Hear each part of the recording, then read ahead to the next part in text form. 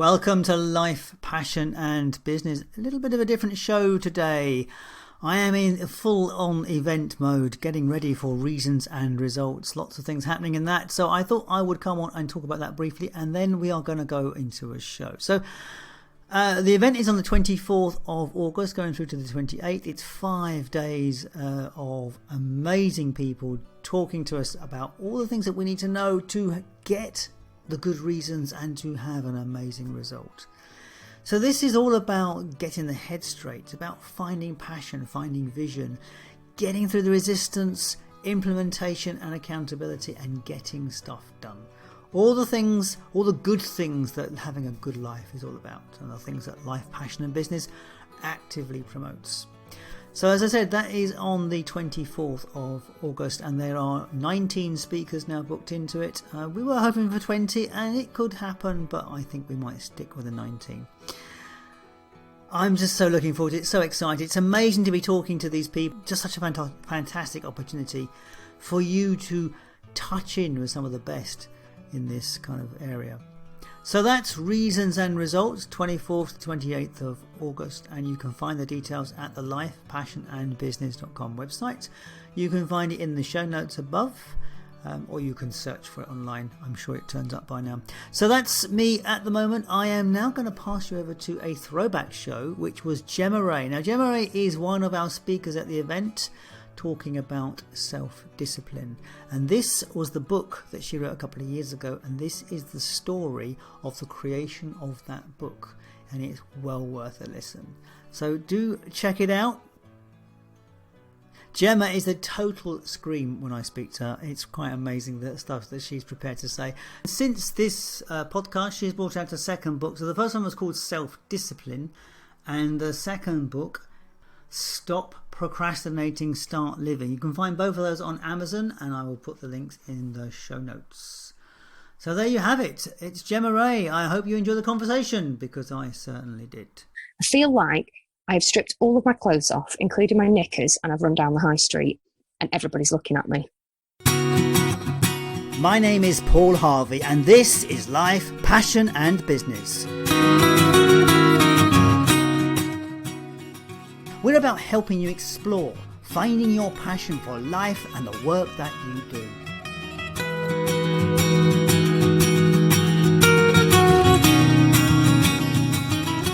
But it's so much more than that. It's about finding clues to the big life questions. What does it mean to be successful? What is the meaning of life?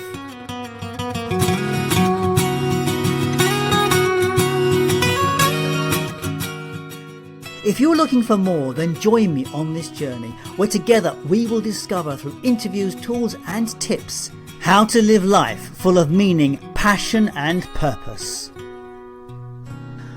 My guest on today's programme is Gemma Ray, and she's a lifelong performer and creative writer. She's been writing since she was 7 years old.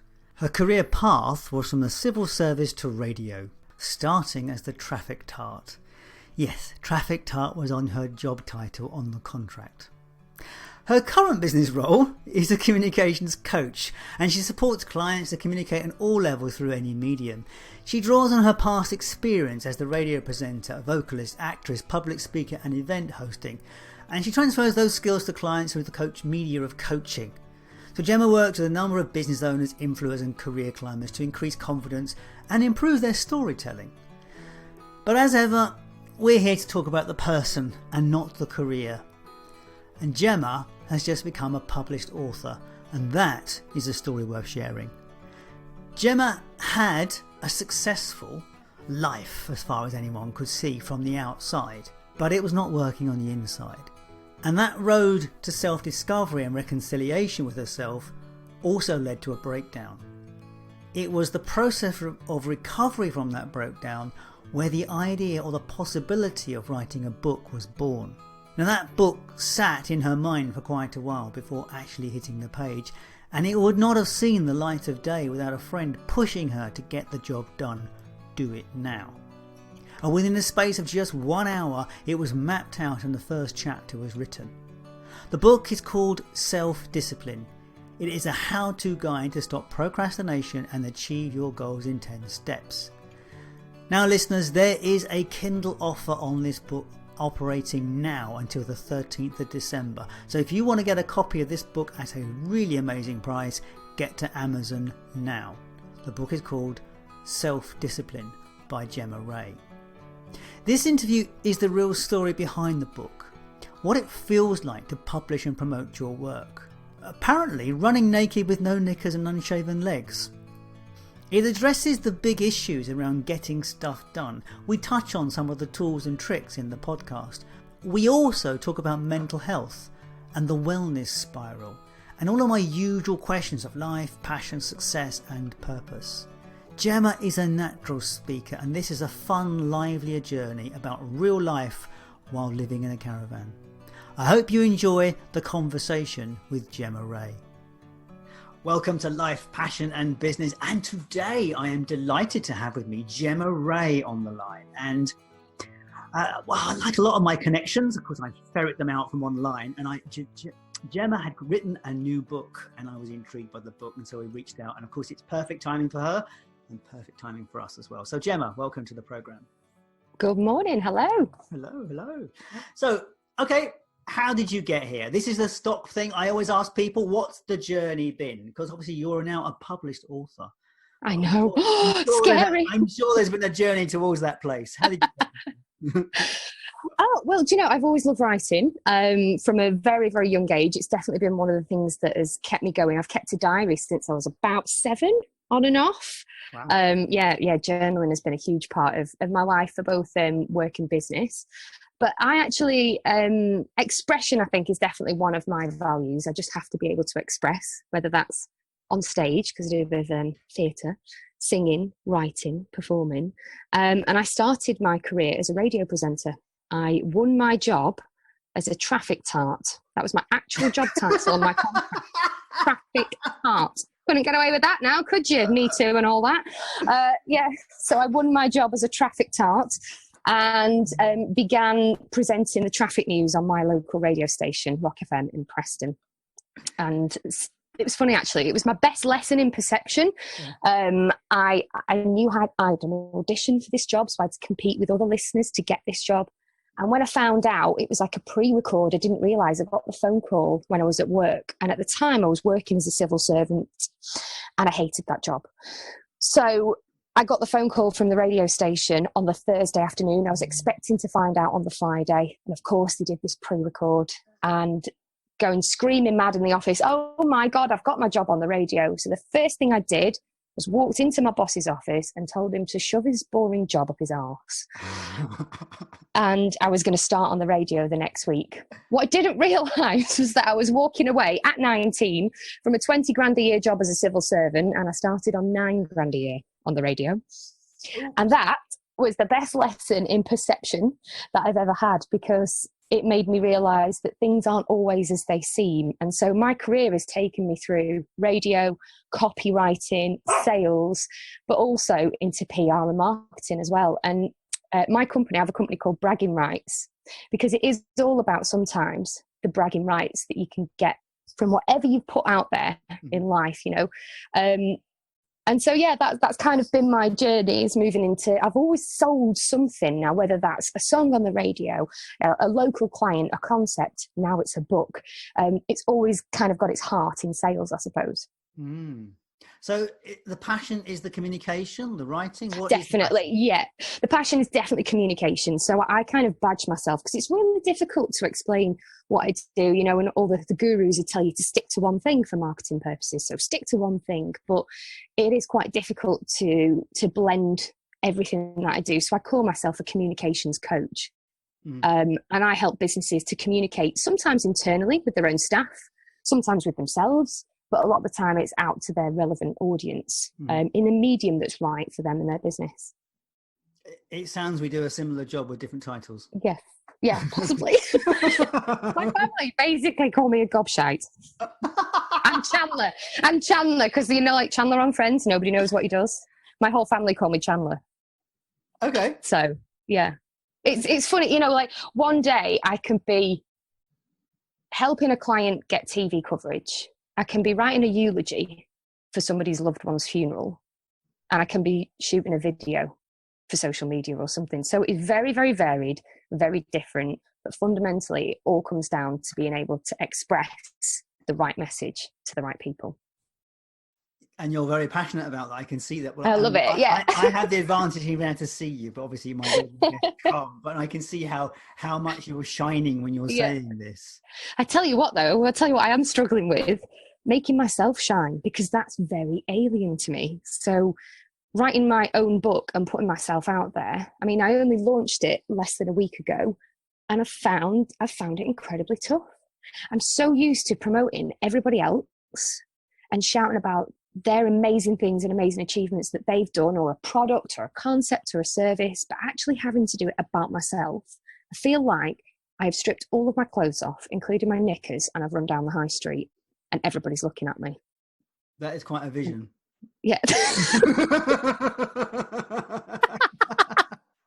And I've not shaved my legs. That's what it feels like. Yeah, it's extremely exposed and vulnerable. That's the best way I can describe it. The difference is when you are promoting someone else, you'll promote, say, look at him, look at her. They're brilliant. Look at them.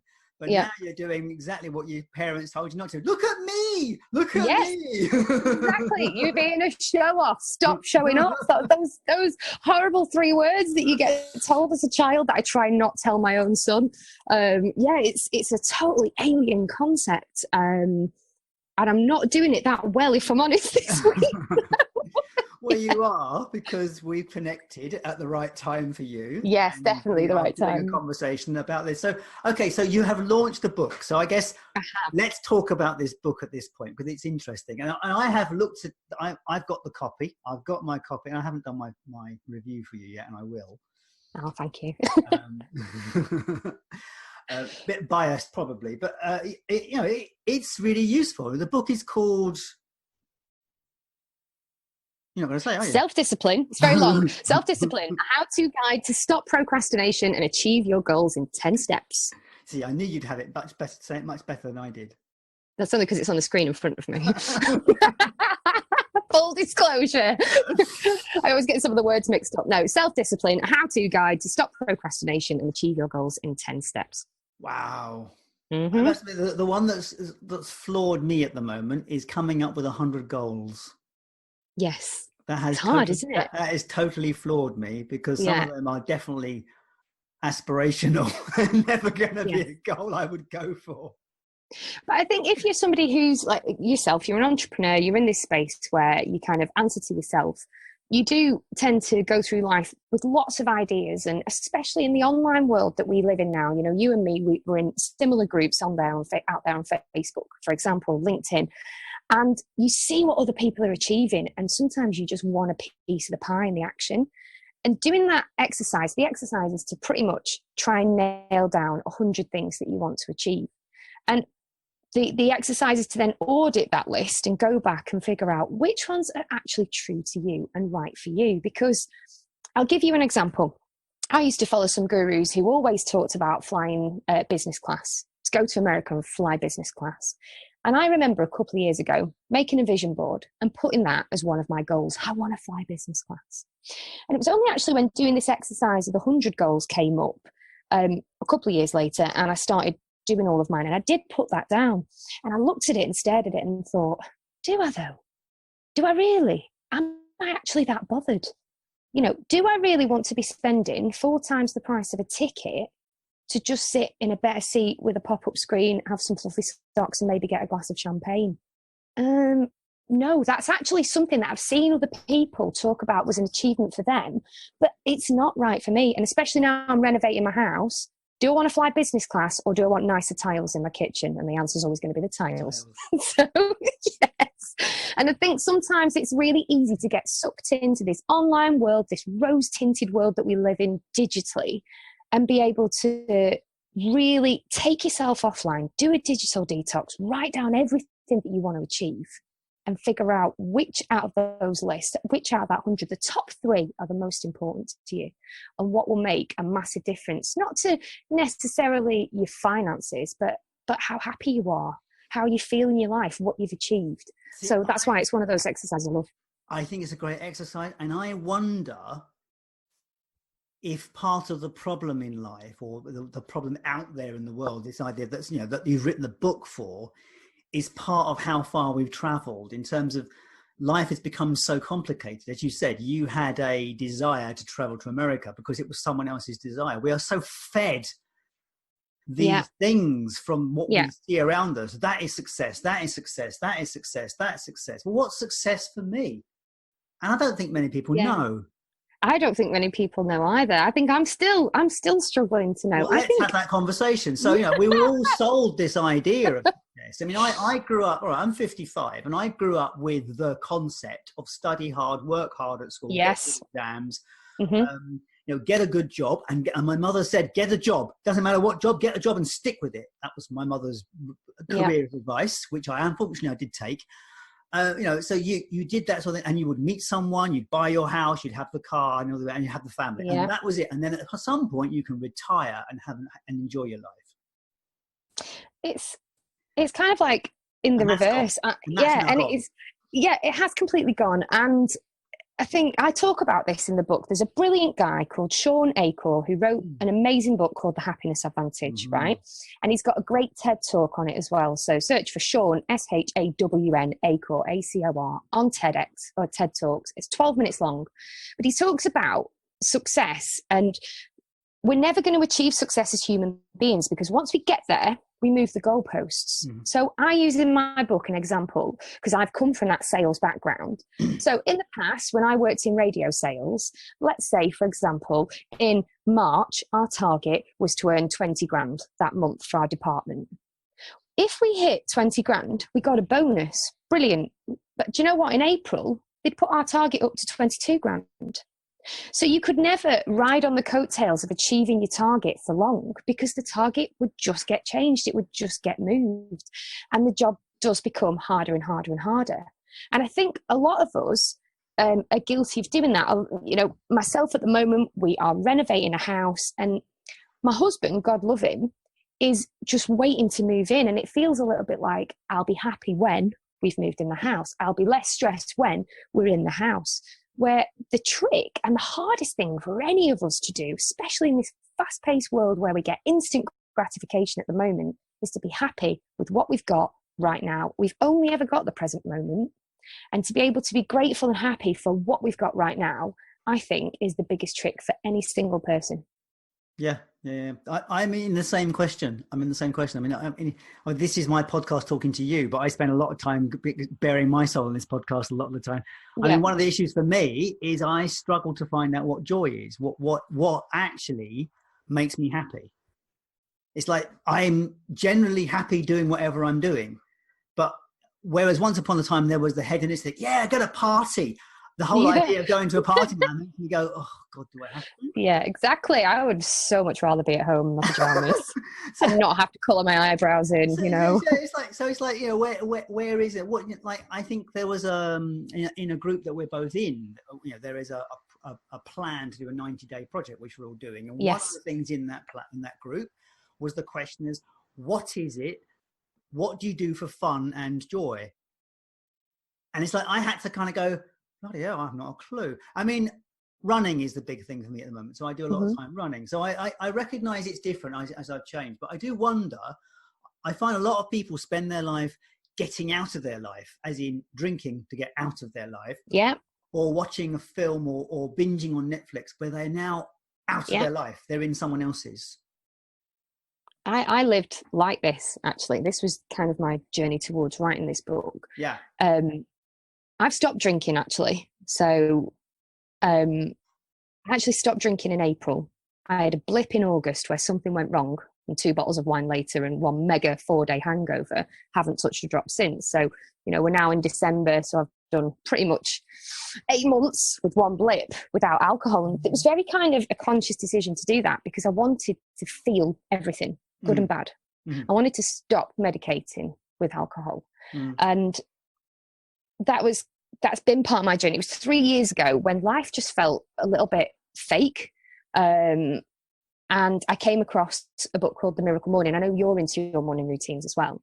And all of a sudden I started getting up early and implementing a morning routine, and it made such a difference to my life. But you talk about, I think it's you, isn't it? You do the morning pages. I do morning pages, yes. Yeah. Well, I started. Day 57. Yeah. Well done, because that's hardcore being able to do. Yeah, well done. You should be very proud. But I think for me, as I said, I'd had a diary as a child, and I started journaling. This was 3 years ago, and started to really examine my life. And I was at the time so busy. I was out every night doing something. I was hammering it at the gym. I was on my phone as soon as I came home. I wasn't connecting with my husband. I wasn't connecting with my child. And life felt plastic and superficial. And I was constantly on social media looking what everybody else was doing. So these kind of like this morning routine and this journaling allowed me to fully shine a light on myself and figure out what was it that I actually wanted and what was it that I actually needed out of life. Yeah. And I got to a point about 2.5 years ago where I realized that I outwardly projected this attitude of being grateful and happy for everything.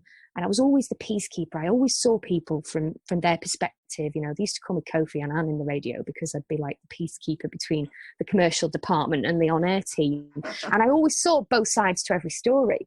But my own story was kind of like stabbing me in the face. And it took me a long time to realize. And my biological father, a guy called Tony. I don't call him dad because I was very, very lucky that when I was 5, 6, I got my dad, who my mum married when I was 6. But my biological father, Tony, I realised that I'd hated him with every fibre of my being for 30 years, to the point where even the mere mention of his name would make me feel sick. I would have like a physical and an emotional reaction to even thinking about him, shaking.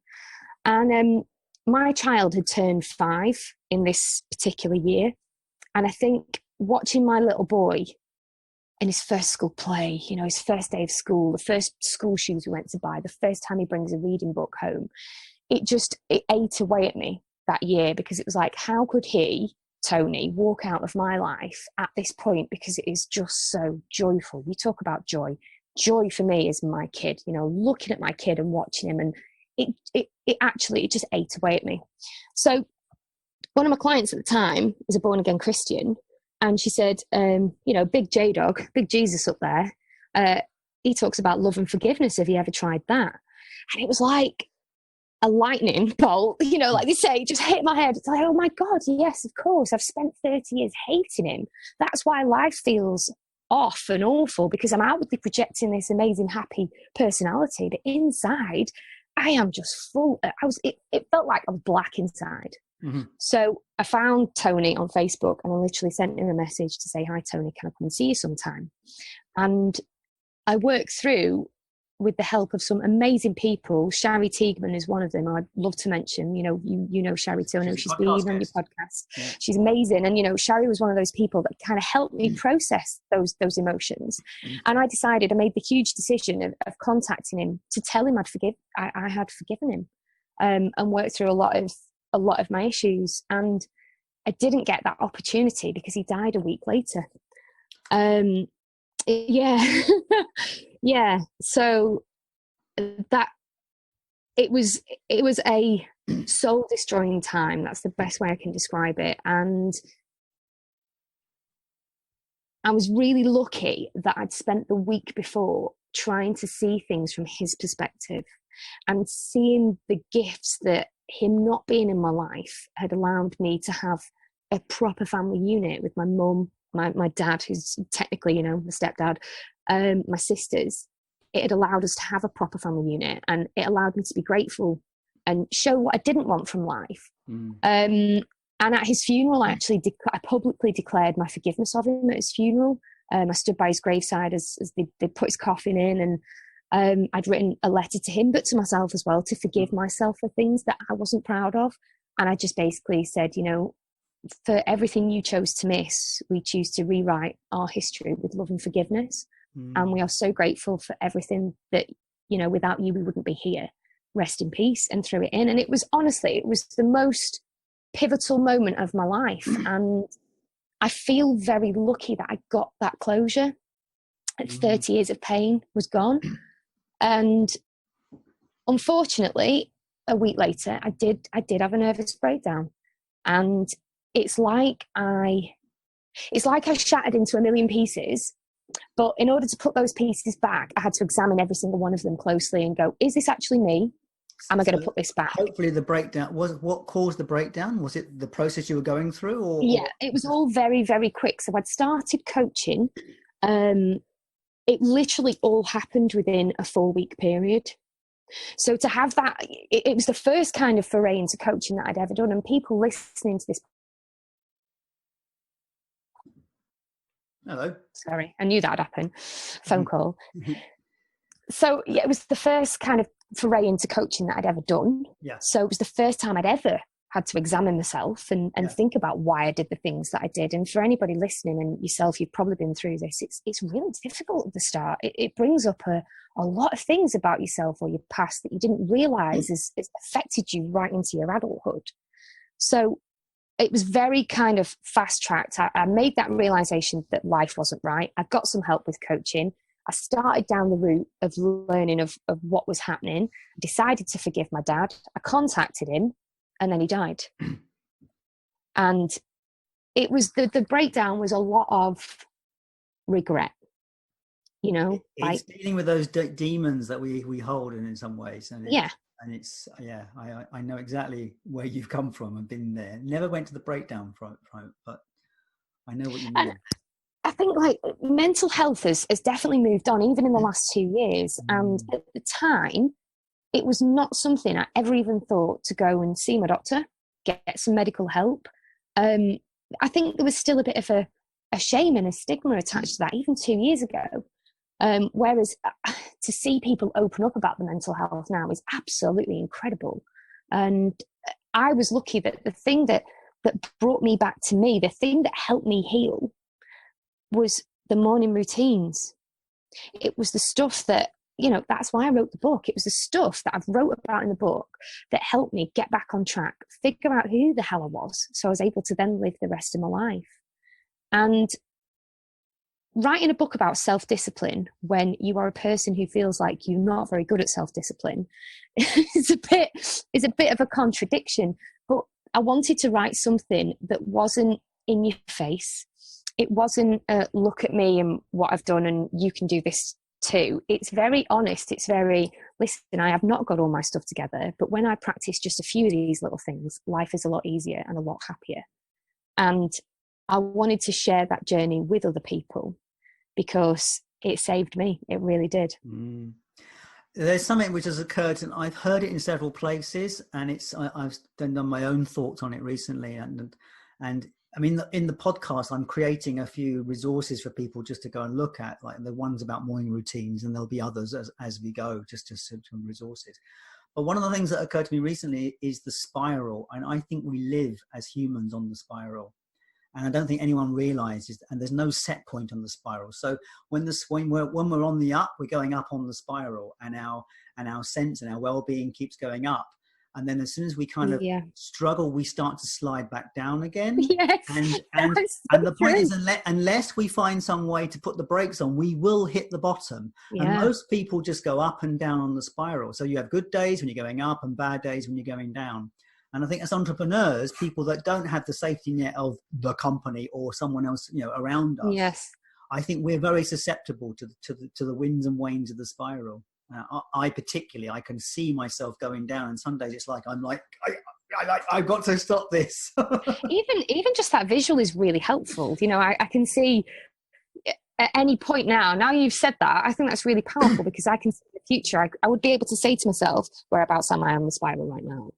And I think it would be a good, like you say, to figure out the set point, to know, there isn't one, because a spiral is a slope. So if you stop going up, you're going to slide back down again. There's nothing going to stop you. No, it's like I've got both feet on the sides, you know, like you're doing a helter-skelter as a child. I'm getting a burn mark on my arse. I'm sliding down. That's where I feel at the moment. I feel like I'm about 75% at the top with all limbs out, trying to stop myself from going down any further. That's all, because I think I don't want to use the word unfortunately because it's not right. Very amazingly and gratefully, I was in a position where I had to get a full-time job only 2 months ago. because, as I've mentioned, we're renovating our house. And unfortunately, the way the banks and mortgages work, if you're self-employed, oh my goodness, you are obviously irresponsible and cannot be trusted to pay back your mortgage, which is really frustrating. So I was very lucky that I had 48 hours to find full-time employment, and one of my clients graciously said, yes, we would love to have you more. So I have been doing that for the last couple of months. In addition to my book work, my writing, I've still carried on writing award entries for clients. But that's been interesting. Talking of the spiral, when I first started that job, I hit rock bottom down that spiral. I felt like I'd spent 2 years, especially after a nervous breakdown, building up my own freelance business. I'd finally got to the point where everything felt great. And then I was knocked and hit with the news that, no, in order for you to be able to sort, get your house finished, you're going to have to get a job. Yeah. So that felt devastating. Yeah. But then I realized that what was happening was, and I can use your spiral analogy, I'd go to work and I'd be at the top of the spiral. It was brilliant. And then I'd come home and I'd be at the bottom. And do you know what it was? I actually really loved the job, and I hated admitting it, because if we're in this entrepreneur online space where the language is so powerful. The language involved in being an entrepreneur is you escape the 9 to 5. Yeah. That language is it's like you're in a prison if you're in corporate. I turned my back on corporate, left a world of 9 to 5 hell. And all of a sudden I found myself back in 9 to 5 hell world and thought, oh, I'm really loving this, but I shouldn't be loving it because everybody that I admire and look up to says that I shouldn't. And so that's been a real difficult challenge. I've definitely been up and down that spiral the last couple of months. But I've been very lucky that I've been able to do my books and everything on the side as well, but still have that regular money coming in on the 26th. That's weird. Yeah, not used to that. Yeah. That is weird. Haven't chased any money for a couple of months. It's a bit weird. yeah. So I answer the question. What is success to you? I think I know the answer, but what would you define as success now? Do you know, there was a phrase that I remember. I was asked this question as a teenager when I didn't really understand the world, and it's not changed. I always said that my goal in life was to be healthy, happy, and financially secure. Yeah. And I remember saying that as a teenager, and it sounded really boring. But, life as an adult is really boring. Self-discipline, oh my God, it's the most boring thing in the world. But it allows for freedom. Yeah. And, being able to see what I actually want. You follow all these online gurus, 6-figure business, 7-figure business. I've realized that I don't need that to live a great and happy life. As long as I'm healthy, happy, and financially secure, as long as I'm going to pay off my mortgage by the time I retire and still have a bit left in the pot to have fun, that's all that matters. Yeah. And success is living in the moment and appreciating what you've got at this present time, because it's all we've got. Yeah, that's it. I mean, a lot of people live either in the future or in the past, and they forget. And I definitely did. They forget the present. My father, bless him, died a couple of years ago now, and when my mum died, he lived entirely in the past. So the house never changed. The house literally stayed as a mausoleum to my mum. It didn't. Nothing changed in the house, and that was his choice. We did try, but that was his choice. Yeah, and that's what life is. Life is a series of choices, and the biggest lesson I think I've had over the last couple of years is learning to accept responsibility, learning to not blame other people or other circumstances, and know that everything is in your power. Yeah. Everything is just a choice. Yeah. And I think when I got to that point, it was quite liberating to know that everything was my fault. whether it was good or bad, everything was my fault. And there was here's the thing, there is no good or bad. No. And only you can choose how you feel. Hard thing for people to realize. There ain't no good or bad. I know life can deal with some really shit things at times. Yeah. Whether that be illness and all sorts of bits and pieces. Yeah. But it's not good or bad. It just is. It's how you how you hold that thing. And I was talking to someone this morning. She said to me, she's just signed up on a course, someone's marketing course. I said, "What made you sign up on the course?" She said, because her and I are in contact. She said, "Oh, I was so inspired by the leader because she has a speech impediment and she has arthritic hands, and she still managed to create this thing, and it's brilliant. And then it's like, now, you know, this woman who obviously has struggled with Louisa and has still managed to create something that people find useful. Overcoming adversity, it's massively inspirational. And I don't want any adversity, thank you, universe, to overcome. No. I'm very happy the way I am, thank you very much. But I do appreciate the fact that people do. Yeah, I think I've done my bit. When people say to, you know, when I say, I'll mention it in passing, I kind of had a nervous breakdown, and they look at you like, oh, but honestly, it's the best thing that ever happened to me. It really is. I'm at the time, it was hell. Absolute hell, don't get me wrong, but being able to look back on it and realise just how pivotal and important it was in my life to then be able to go on and live my life, definitely. Wouldn't recommend it to people. And you need to take care of yourself because you've been there once, and so there's always you need to make sure that you look after yourself in terms of the signs and recognise the signs. And I have some people that have done this journey a few times because they don't recognise the signs. They do the same thing, end up in the same place. So it's important to, as you say, mental health is something we need to take note of.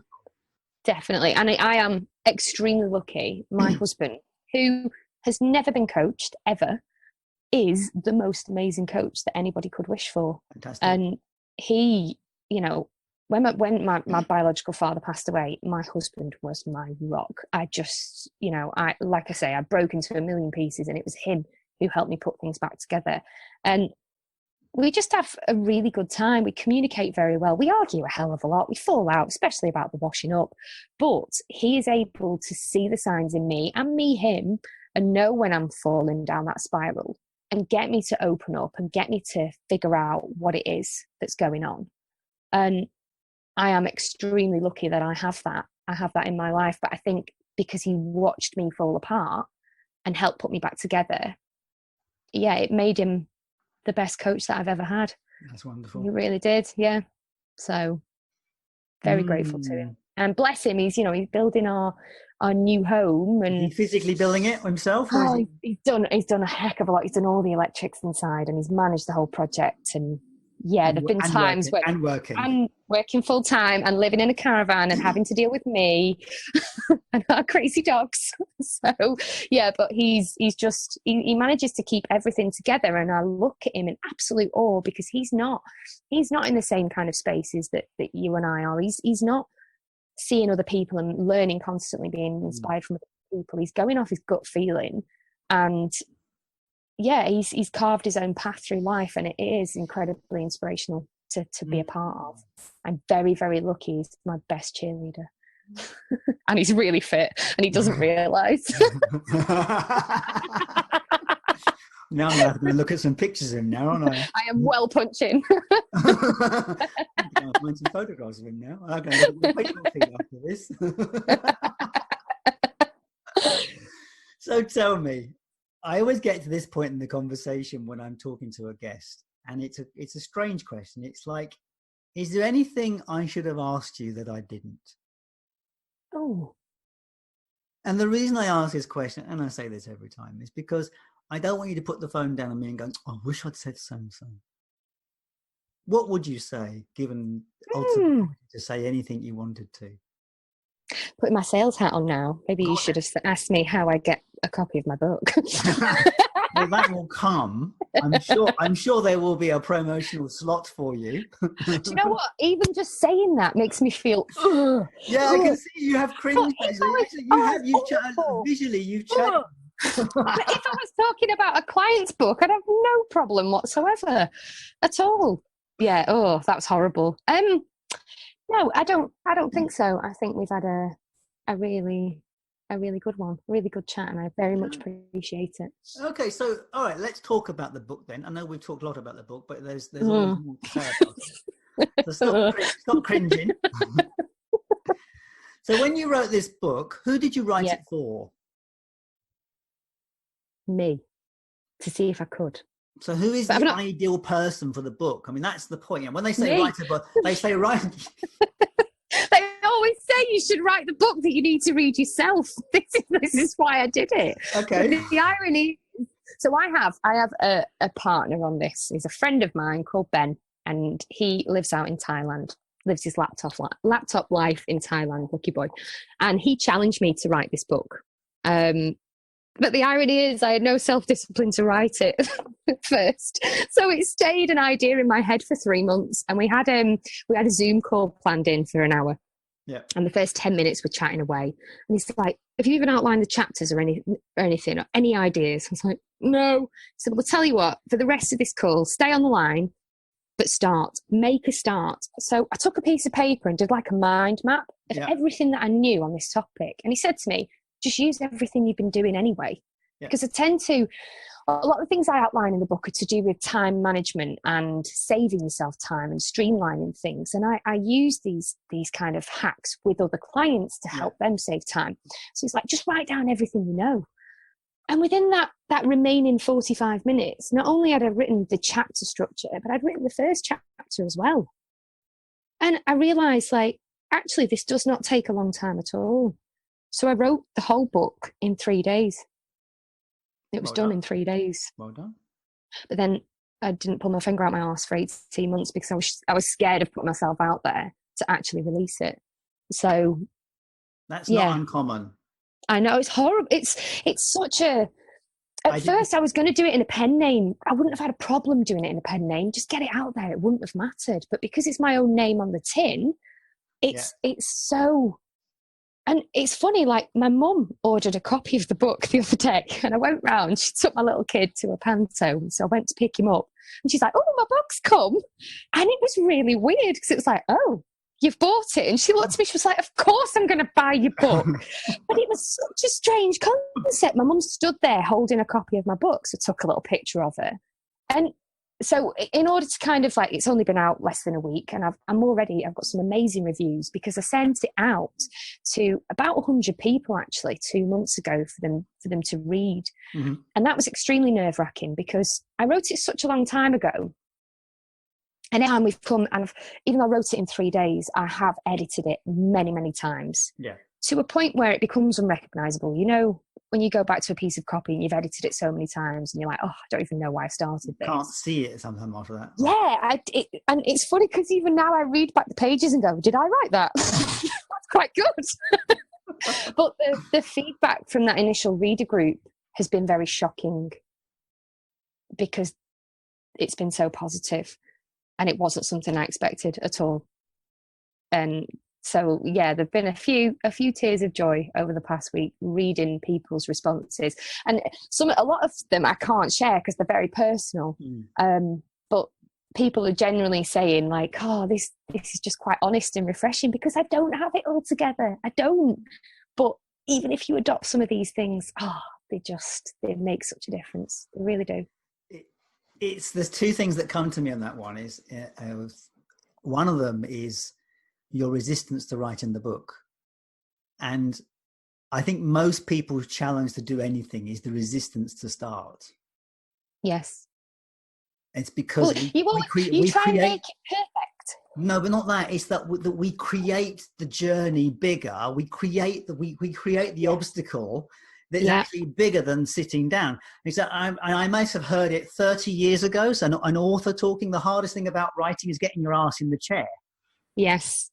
It is. And you think it's not just writing, any task in life, quite often we think it's going to take longer than it actually does. My wife is a case in point. My wife is terrible for this sort of thing because I need to do the cleaning. I need to get some housework done.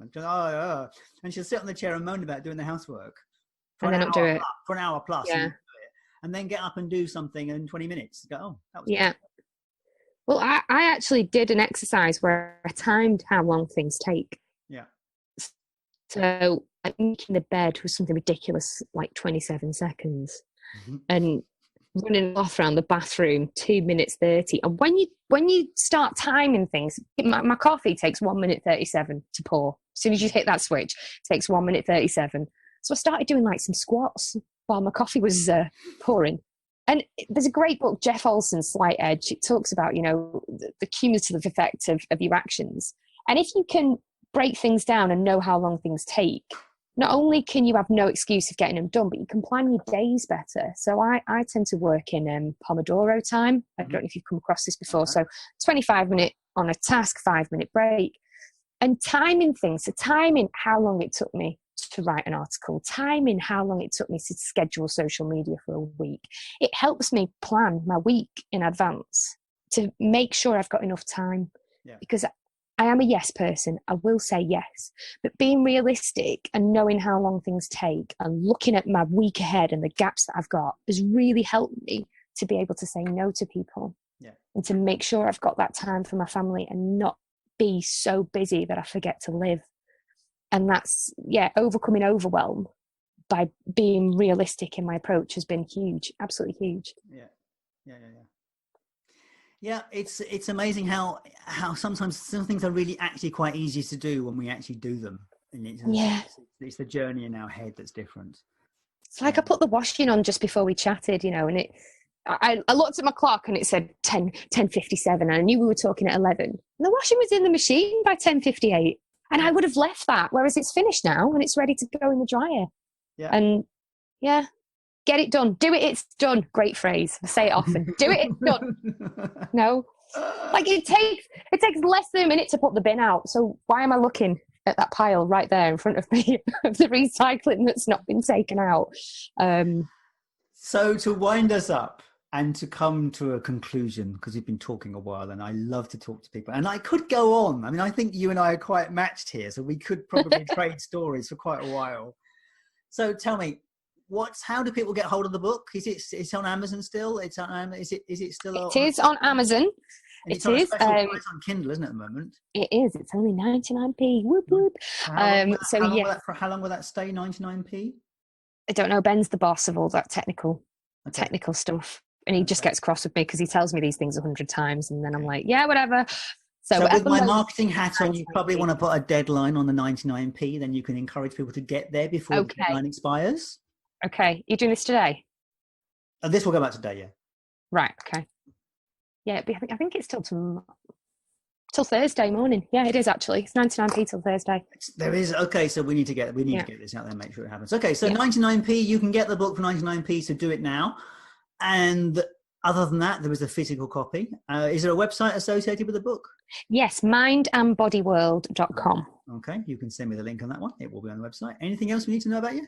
That people to find you, contact you, talk to you? What do you want? What would you want people to do? If people want to get hold of me, my own personal website is gemmaray.co.uk. And in addition to writing books, my ninja skill is award entry writing. So if anybody's looking to promote their business by winning awards, as long as you're award winning worthy, that's helpful. Yes, that's my ninja skill. Fantastic. Well, we'll sort that bit out then. So the final question I come to my guests, this is the big one. So we are born into this earth and we are animals. That's what we are. Just like the cat, the dog, and all the bits and pieces. But we are the only animals that thinks we are the boss and thinks there is more to life than everyone else does. So tell me, from your perspective, what is the meaning of life? Why are we here? I don't know why we're here. That's the first thing. I haven't got a clue. But the meaning of life for me is definitely to live true to yourself. And I think in order to do that, you really have to not only get to know yourself, but really genuinely like yourself as well. Yeah, and that's a big trick for a lot of people. But being able to get to a point where you really, I don't use the word, some people say that you've got to love yourself. Sometimes I think that sounds a bit, but yeah, you've got to be able to like yourself, like what you stand for, like what you do, like the people, love the people that you associate with, because ultimately only you chooses how you feel. That's very apt, actually. There was I did my coach training with a guy called Duncan Coppock, and he wrote a book called The Self Factor. And the overriding factor in that book is that there's only one relationship in your life that's totally consistent, and that's the relationship you have with yourself. Definitely. It's the only relationship you can rely on, because it's the one you're born with and the one you die with. Yeah, I like that. What's that book called again? The Self Factor. The Self Factor. That's getting downloaded. So, Gemma Ray, thank you so much for your time this morning. It's been great to be able to catch up with you in your caravan. Thank you very much for having me. I'm going to put the heating on now. I didn't put it on while we were talking because it's very noisy, but my feet are frozen. I did put my heater on because I live in a big house, but I don't heat in the daytime because there's no point.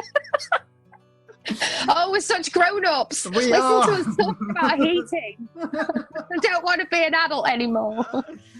Thank you so much. I shall talk to you again, I'm sure. Bye-bye. That was Life, Passion and Business with Paul Harvey and my guest, Gemma Ray. If you want to get that book, go to Amazon now while that Kindle offer is still open. Just 99p for my UK listeners. All of the other connections to Gemma will be available at the website Life, Passion and Business under the podcast player on the relevant page. So thank you for taking the time to listen to these shows. I really appreciate your time and attention. And remember, you can support us with a review in your podcast app or on iTunes. So thank you very much for listening, and I will catch you later.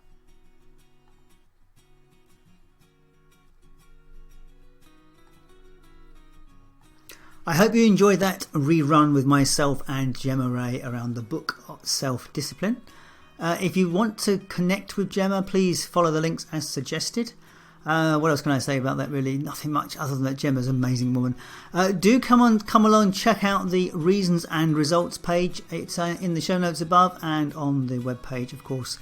And I can assure you it will be an amazing event. So please do come along and enjoy. So all the best. I shall be back on Sunday with a Sunday review. All the best. Bye-bye.